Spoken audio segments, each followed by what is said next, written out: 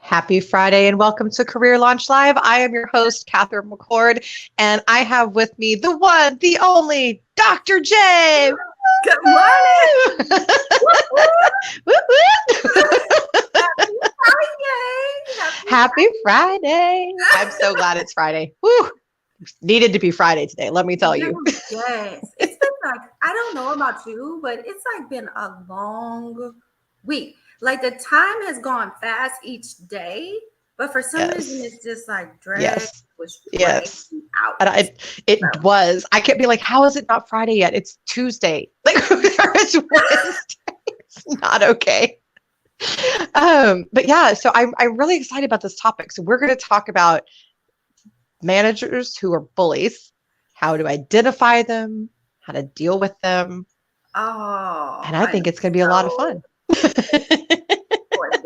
And I am it's shining on me today. So I like it. Yes. Again, it's like the Dr. J's here. I love it. So tell us, first of all, a little bit about your background, because I love you have a very interesting background. So tell us a little bit about you. So, and my hair is like it's on point, girl. On point. So it's like, yeah, it's like getting used to it again. So I am Dr. Jerry Johnson. My background is such that I was an educator, or am still an educator, for 20 plus years in K-12 education. I have served in several capacities, from classroom teacher to district office administrator. I have been a director of education for a nonprofit. Most recently, I published my book. I am working for a couple of consulting companies at this point in time. And I also do a little work at Starbucks, which I'm sure that's fun. I was gonna say that's kind of fun. I like doing stuff like that too. Like I'll just randomly decide, like, oh, I should go do this just for fun. Like let's just have this experience. Yes, and when you love the people that you work with, you know, it makes it's so much easier to get up at 3:15 in the morning and be at Starbucks at 4. No, that's never easy. Don't lie to me. That is never. I've had to do that to go to the airport, and believe me when I tell you that nobody wants to know me at that time of morning. Just pretend I'm not even in the room. Just let it be. It's a calling. It's a calling. It is. Yeah, it must be, because nobody would call me to do that. So I want to kind of dive in. So our topic today, of course, is, like I said, talking about bully managers. And I want to kind of define what that looks like. So I'm not talking about the managers who are just very serious and, you know, not very emotionally intelligent. That's not really necessarily what I'm talking about here. I'm not talking about managers who kind of have an old school way of doing things necessarily. But the people that are outright unkind and or degrading towards their employees, that's what we're going to be talking about. So, and there's two kinds. There's the sneaky bullies that ninja it in there. And then they're like overt bullies. So I want to start. So tell us one of your experiences with one of these bully managers. Let's see. So I think that the one that I would like to choose was a little bit covert. All right. It was a long time ago. My supervisor was just a person who held grudges, and you never knew when it would come out of the bag. Like the behavior was very erratic. It, depending on what you did, you know, some months ago or weeks ago or maybe hours ago, it would be either in front of people or, you know, behind closed doors. So you always have to be on guard. You know, it was always a situation of, you know, let me think about before I go into this meeting. Let me think about how I'm going to react if this happens. Oof. So, and it was very, it's stressful. You know what Yeah, I'm saying? that's rough. But I mean, I handled the situation one time in such a way that, and it was in front of people, and it was in front of other, you know, assistants or what have you. But I handled it in such a way that you have to let people know that you are not whatever it is they have in their mind about Right. you. But also in a professional manner. So what I call nice nasty. Nice nasty. I like that. It's like, no, I'm not the one. And this isn't it. And I want to talk about that. So let's kind of pick that apart. So there's the constant feeling of, I don't know what's going to happen. So that's a great identifier to know if you have a manager who's a bully. And it's a great identifier. Another one is when you or someone else are constantly saying, oh, they didn't mean that. Oh, you know what? Yes, yeah, no. Yeah, first of all, yeah, they did. Yeah, every time. Every time. Yes, they did. It's never not been meant. Okay. So those are, and then another really good one that you hit on is the public humiliation. That's a really big one that I've seen repeated over the years that I am diabolically against. Be respectful, because it's lack of respect, right? Yes, it's a lack of respectfulness. So those are some of the identifiers. So then it's the, you know, and other people are experiencing it, and then how you dealt with it. So in your case, you did a very Catherine type approach and went with, as you so beautifully labeled it, nice nasty, of I'm not going to play this game with you. Like, this is not okay. And that's a great way. It's a very effective way to do it. As long as you do it with the right professional words, nothing's really going to come back on you. But the downside to that is that, all right, you want to tell them? You want to tell them the downside to this approach? Gets worse. I mean, it gets worse. Yeah. No lie, it gets worse after that, and you have to be ready for it. You know, so I used to tell people, you know, that I supervise, if they had issues, you know, like bullying and things like that, you address it, that's fine. You come to me and then I address it, what have you. But you always have to have what I call a ram in the bush. I don't know if you know, the Bible, what have you. But you always have to have receipts. That means emails, you know, documentation, communication. Documentation. Yes, documentation. You always need to have alliances. People who have seen this happen or it has happened to them, you know, build those relationships with those people, and just in case. And then you always have to have a master plan of how am I going to either exit this situation, or how am I going to, we getting ready to go head up. You know what I'm saying? Like, this is what it is. We're going to have words today. It's going down. Yeah. Oh, and I want to say, so she's spot on with this. So no matter what your style of approach is, you still need all of these things. So you're going to need the backup, which the receipts, which is the email, which could be emails to HR about it, emails from the person to you, email. I've seen people that came to me with email communications from other people saying, "Are you okay after such and such happened?"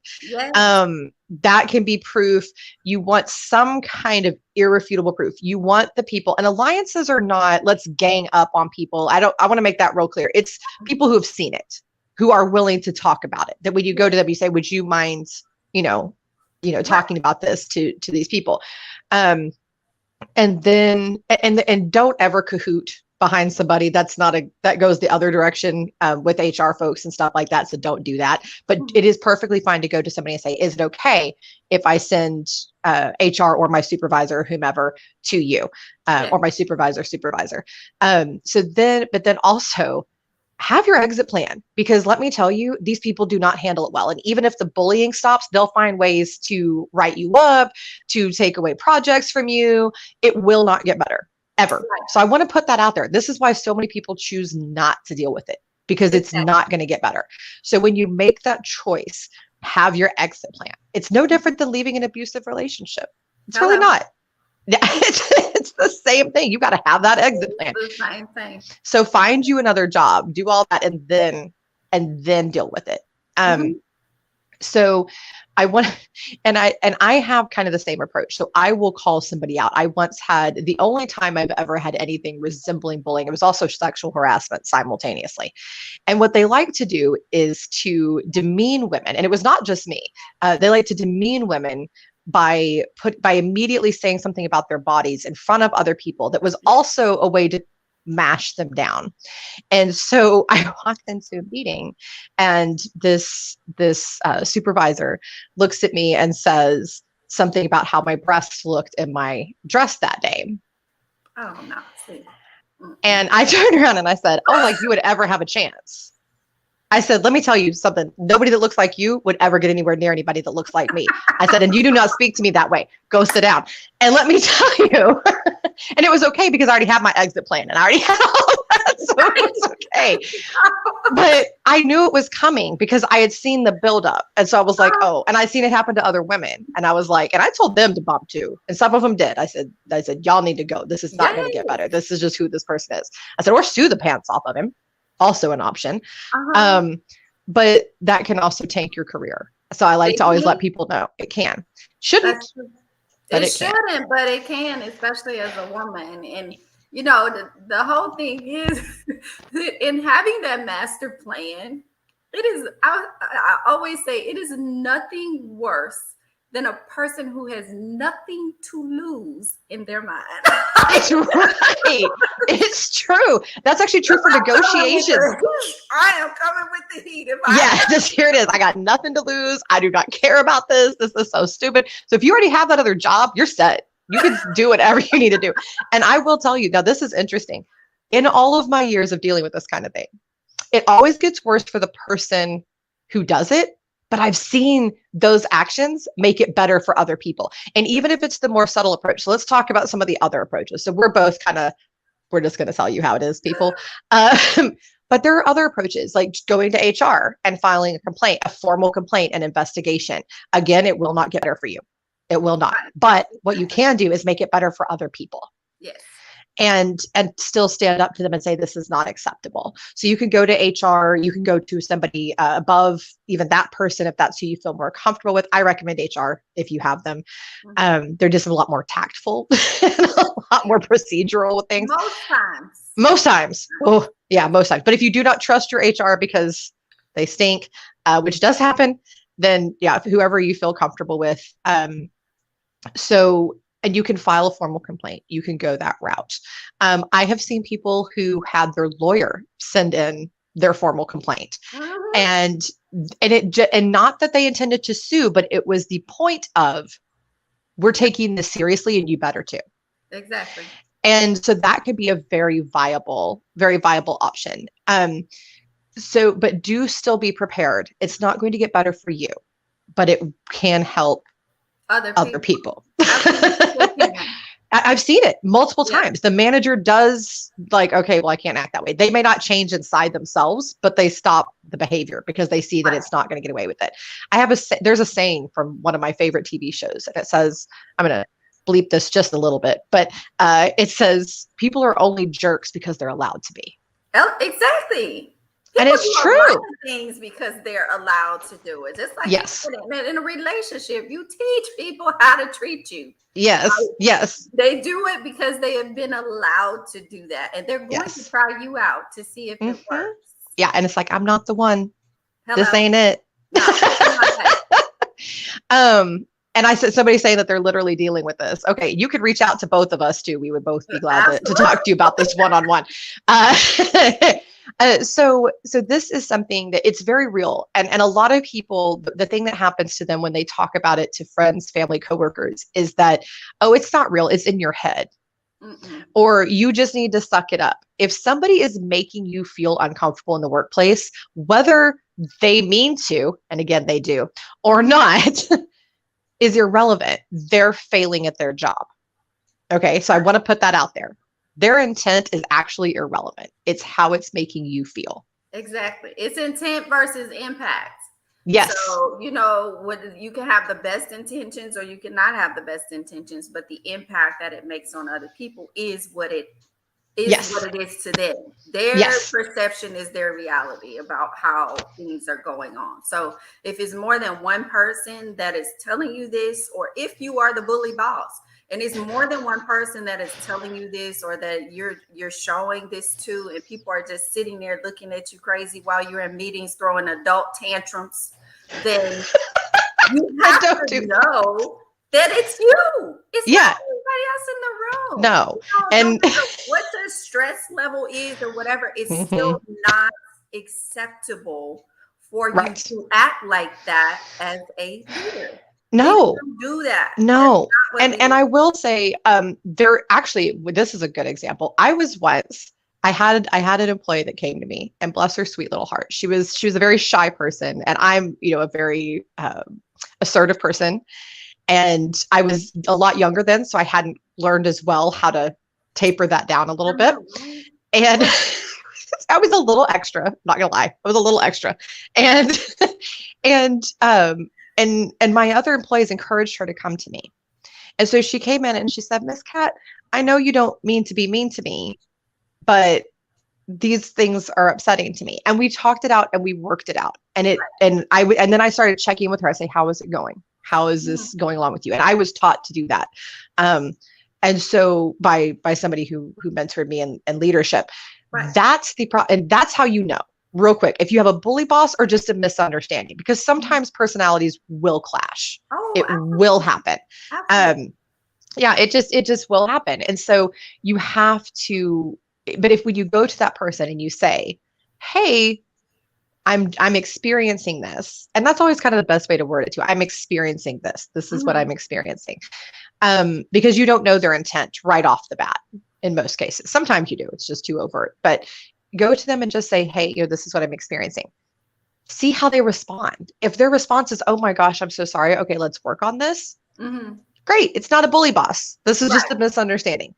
But if they dig their heels in and start talking about how you did everything, and even if they apologize, but everything's about how you did something wrong, come on, you've got a bully. Yeah, that's the narcissistic. Who lives with you every day. This woman or this man actually married you. Really? I get so hateful with this stuff too. I'm like, really? Who deals with you? Ugh. Like, who acts this way? But it's so true. People do this, and it's awful. I've seen this awful behavior, and it's very manipulative. So whenever somebody is constantly putting you down or making you feel like you're crazy, which is called gaslighting,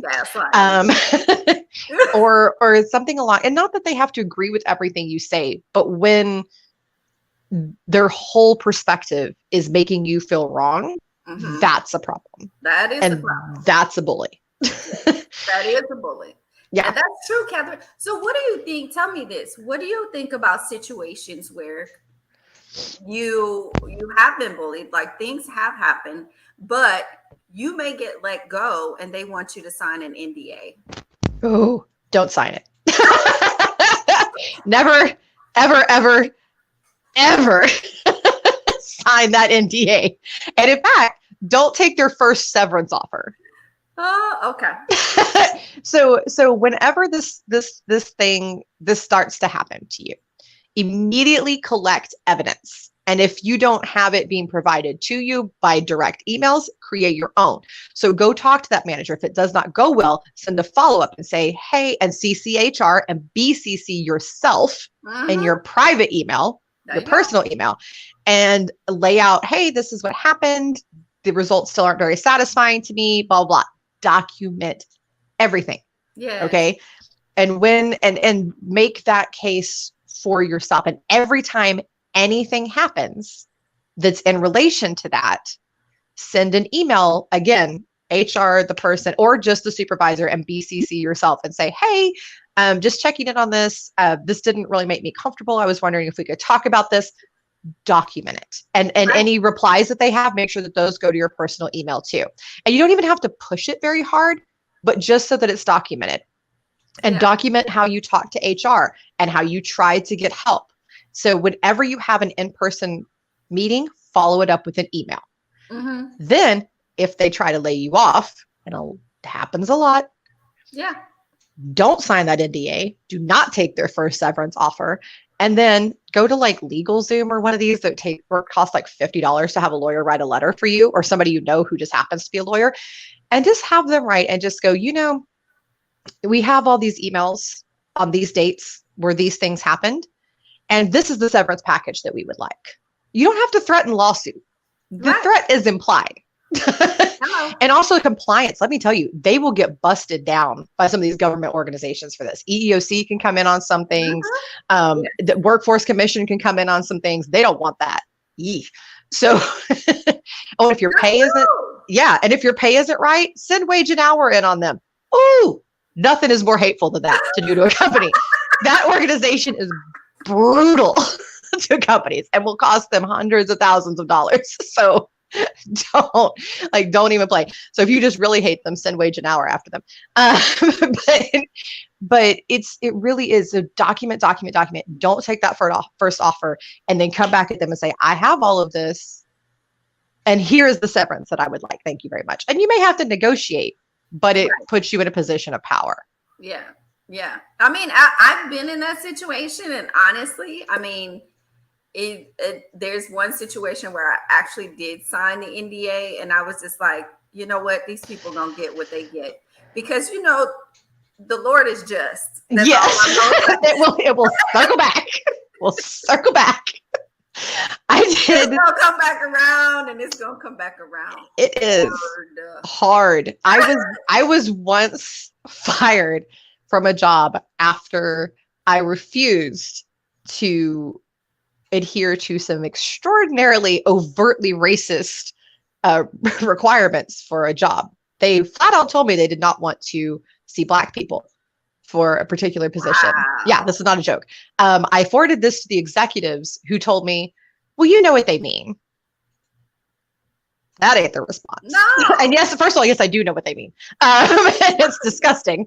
And no, we're not doing this. So, and some other things like that. I stood up for people who were not getting paid for weeks at a time. And they kept telling me, stop doing that, stop doing that, stop doing that. I did not. So I got fired. So then what was funny was I kept all these records, right? And none of this was to me, by the way. I was fine. I was getting paid on time. Nobody was doing anything wrong to me, but I was seeing it happen to other people. And I'm kind of a mama bear by trait. So I'm like, don't mess with my people. I'm gonna and so I tell people I am a pit bull. That's why I foster them all the time. Like, you can do whatever to me. I really don't care, but don't mess with my loved ones. That's a whole other thing. Exactly. So what I had done was, so I left, and I didn't sign an NDA, but I did take their first severance offer because I didn't care. Because I was already, I had my company up and running, and I was like, I'm just going to go back to self. But the other thing was, they didn't know. I had a whole file proving that the executives knew about all this racism, that they were purposefully not paying people for weeks at a time. I had it proved. And so I was like, oh, I got you. And so I reported them. Unbeknownst to me, another HR woman in an entirely different section of the company did the same thing. And then they got their comeuppance from the government. So yay! It's amazing how the women be doing it for themselves. Yes, women do it. In fact, I didn't know that she had done that until years later. She found me on LinkedIn and was like, hey, girl. So she goes, so you're the other one. And I said, what? And she see me on a live tell my story, figured it out that what I was talking about when she looked at my profile that we worked for the same company. She's like, you're the other one. And it was so great. It was a great connection. But yeah, you don't need to take it lying down is the message. You don't. And I know that sometimes you might have to wait to do something. You got to find that other job. You got to take care of your babies and all that. But you don't need to put up with this. That's not a thing. You're not less than your boss. You're not, that's not it. Yeah. I think, in the field of education right now, it's just so saddening to me to see, so many teachers talk about, their administrators or their supervisors and the way that they're being treated.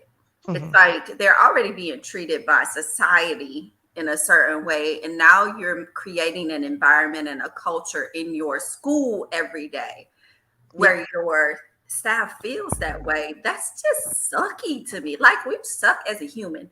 That is not cool. You are a bad human. Everybody has to make tough decisions as leaders or supervisors or what have you, but you don't have to take it out on other people what you're going through. Yes. They had nothing to do with that. Like, and mind you, there's some bad teachers, just like there's bad lawyers, doctors, all of that in every profession. But just, I mean, can we just treat people well? And I think, you know, I was thinking the other day when we were, when, you know, you connected with me and gave me the link and everything, I was like, you know, bullies kind of bet on us. That's true. Do you see what I'm saying? Like, 100%. Yeah, they bet on us to, you know, to be scared. They bet on us to be comfortable in, you know, our salary or our title or whatever. They bet on us to be uninformed about HR law or policy or what have you. You know, your own company's policies can catch you up. Because you don't even know them. Yep. You know? It's so true. It's so true. I mean, so actually, you might be the uninformed person where I read the policy before I come in, you know? Know your policies. And if somebody is doing anything at all that you think is not right, first look at your company policies. Second, look at the laws that support you, both state and federal. Because let me tell you, sometimes those state laws will get these people because there's real specific things in there. Moving from Missouri to Texas, yes. I mean, looking at the state laws, I was just like, really? You know, because one is a at will state and one is not, you know, in especially in the field of education. So, you know, the laws are a bit different. And I was like, wow. Yeah. But I'm a person, like I said, who when I come into somewhere, I like to know the policy and things like that. So I go and read them online before I even go in, because I'm like, if I'm stepping into some craziness, I want to know what the framework is. What's the rules to the fight? What I need to know. Give me my parameters. Before you throw me in the cage, I just need to know. What are the parameters? Right. Is this boxing or MMA? Like, exactly. Is this full on fight? Like, I can bite you, kick you, scratch you, or is it like just on the edge? What is it? So I really want to hit on this too, because I get asked about this a lot. I see a lot of people, and I get a lot of LinkedIn messages. And if anybody watching this wants to message me about this, please do. These are things I enjoy helping people with. And I will not charge you to help you with this or to give you general advice, is people who are experiencing ADA and EEOC discrimination. I want to clarify what that means. So the ADA is the American Disabilities Act. So that's anything from mental health to physical diagnoses. You do not need to be disabled from the standpoint of lack of functionality, things like that. It's a very broad protection, and it's designed that way very specifically. So if there is any level of discrimination against you for a mental health condition, for a physical condition, you have protections. EEOC, as many people know, covers sex, race, all gender, all of these fun things kind of lumped into that category. So if someone is picking on you because of your gender, because of your parenthood, whatever it is, you have national protections. But companies know this, okay? HR knows this. They don't always actually understand how it works, okay? So I have seen this time and again. So I want to ask you first, Dr. J, what are some things that you've seen in this field, in this particular category over the years? Well, as far as ADA goes, of course, you know, like dealing with children with disabilities, there's a lot of parents who are not informed about what their rights are would easily like what their rights really are, because they focus on the school district and their process most of the time, or the states, not the federal laws. Right. Also with EEOC, working in the nonprofit arena, have experienced a couple of things with that, because just of hiring practices, how you want to stack your executive C-suite or whatever with a certain race, but then everybody else working under you is of color, because they're out on the front lines every day, and you want to try to represent that your company or your organization is diverse, and it's really not, because everybody who's leading the company is not of the community that it's working in. Yep. So I've seen it a lot, and wondered how people don't get sued as much as they actually should. Because I think people get so used to this BS. That's and true. I mean that not as a knock, but it just, you do kind of not numb, but you're kind of like, ugh, here we are again. Ugh, and then you just kind of roll on. But I do want to hit on that. So that's another great example. So some people would say that lack of inclusion is not a bullying issue. I say BS to that. It absolutely is. When you're in leadership, part of your job is inclusion, because your job is taking care of your people. So if your manager is talking to you about your hair, and it's not about like, we're talking about hygiene, like girl, wash your hair. Okay. Or dude, wash your hair. That's about the color. Yeah. If it's about the style or the color or anything like that, that is bullying. Okay. If your manager pets you, which I actually had to deal with this recently. This is not a joke. That falls into so many different categories of wrong that I can't even. Pets. Pets you. Pets like you. An animal, like pets. Yeah, like strokes you gently. Don't. That is not. I'm trying not to laugh because it's not actually funny, but it kind of is, because it sounds so stupid. It's so stupid. Like, who does this to another human? Don't let them touch you. Don't let them touch your hair. This is a form of bullying. Non-inclusion is a form of bullying. Some things that are experienced on the ADA side are people insisting that folks not use things that help them. So if you have dyslexia and they tell you that you can't use this completely free app to help you read PDFs, that's bullying, and it's also against the ADA. You have rights. Oh, it happens all the time. All the time.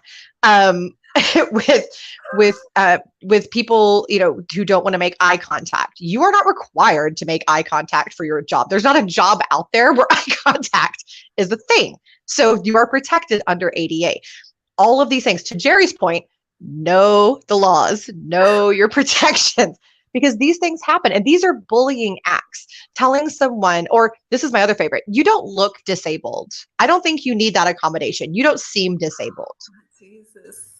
Oh my God. That would be like looking at someone and going, well, you don't look like a woman. Right. What does that even mean? Like, can I tell you this quick story and how it could have totally went left? Yes, please. I was adjuncting at a university. I had a student who could not handle, in college, when you have accommodations, you as the student need to tell the professor. Right. The student came up to me after class and was like, Dr. Johnson, I have X, Y, and Z disability. I can't take, because I was clicking my pen. Like sometimes while I'm writing or while I'm talking, I'm clicking my pen. And so he was like, I can't concentrate with that. It kind of triggers, this, and that. No problem. Pen put away, rest of the class. You know what I'm saying? Like, thank you for telling me. Thank you. I want you to be able to focus in my class. I want you to be successful. No problem. And if I do it again, I need you to stop me right then and there. Dr. J. Yeah. Like, put it down. And Okay, I put want it to hit down. on that, and I want to compliment you, because a lot of people who are in the position of power forget that it's their duty to be the accommodating one. So you might be doing that because of your neurodiversity, but you've accepted that you are there to help these other humans. And Exactly. so you need to focus on what helps them. Them. That you've chosen that. That's the role that you've chosen. And yes, the invalidating, somebody just commented they were told they don't look bipolar. Bipolar doesn't have a look. What an idiotic. I am bipolar. I have bipolar 1. Like, what a stupid what kind of stupid thing is that? No, because it's stupid. It's stupid. Not because we're reading the comments. It's just like how stupid. How dumb. People are dumb. And even people, I just did a whole thing on neurodiversity in healthcare, and yeah, that's a whole other idiotic whole other, that was an hour-long conversation on just that. But as we wrap up, so I want to hit on again. So get your ducks in order. When you have a manager bully, do not let people tell you that you don't. If this is your experience, something needs to be fixed. Start with trying to talk to the person and say, okay, this is the deal. Send an email afterwards to follow up on that, and BCC yourself. BCC yourself on literally everything that you send about that happens to you at work. Even if it's time off, everything. BCC yourself. Mm-hmm. And then if it doesn't fix, then you go to HR. That doesn't fix, then you start looking for another job. And remember, it will get worse for you there. It will never get better. Now, you could go to another team and stay with the company. Yes. But I will tell you this too. This is my final thought on the issue is, why would you want to work for a company that lets a manager behave that way? Exactly. Because ew. They know. They know. They know. They don't know. I don't care how big the organization is. They know how that person. They know. Operates. Yeah. I've worked for some very large international companies, and I will tell you, they know. They know. So the CEO might not, but people in charge know. They know. Exactly. So definitely, gather up that evidence, get your exit plan. And then if you want to be graceful and kind and just write a letter afterwards and tell them, that's a great approach. Perfectly acceptable. If you want to, just do everything through HR, that's great. Never sign the NDA, and always come back with a second offer for your severance package, because let me tell you, you deserve it. And it's easy to get. Just have that lawyer write a little letter for you. You'll be fine. And then the other option is pour the gasoline, get that torch, and burn it to the ground. And I keep a lot of relationships. I have people that still talk to me from years and years and years ago. So it's not about, I do believe in not burning bridges when there's a reason not to. But with a bully, with somebody who's been racist, with somebody who has sexually harassed you, fuck them. Right. Yeah. No, I never want to run into you again. I have no reason for you. The end. So Dr. J, I'm going to let you wrap us up. What are your final thoughts on this topic? I just want to go back to bullies bet on you. They're not, it's all about them, but they bet on you to not be informed. They bet on you to be comfortable. A lot of us are comfortable where we are, salary, title, or what have you. And they bet on you to be scared of them. Yes. Nobody on this earth is worth being scared of. Only person I'm scared of is my God. And, it's nobody walking on this earth that is that. So that's true. Not be scared of man. You need to take care of yourself. And nobody else is going to do that for you as well as you can. That's right. And if you need help going through a process like this, I know some wonderful humans that are helpful. I'm always glad to give advice. I'm always glad to make a connection for you. Anytime you need advice, please reach out to me or Dr. J. She is amazing, and she will tell you some awesome stuff too. And be informed. Look up your laws, EEOC, ADA, state laws, federal laws, wage and hour. Look these things up, protect yourself with knowledge. And with that, thank you so very much for joining me, Dr. J. It's been an amazing career launch, and it will same time, same place next week, folks. Be great. Bye.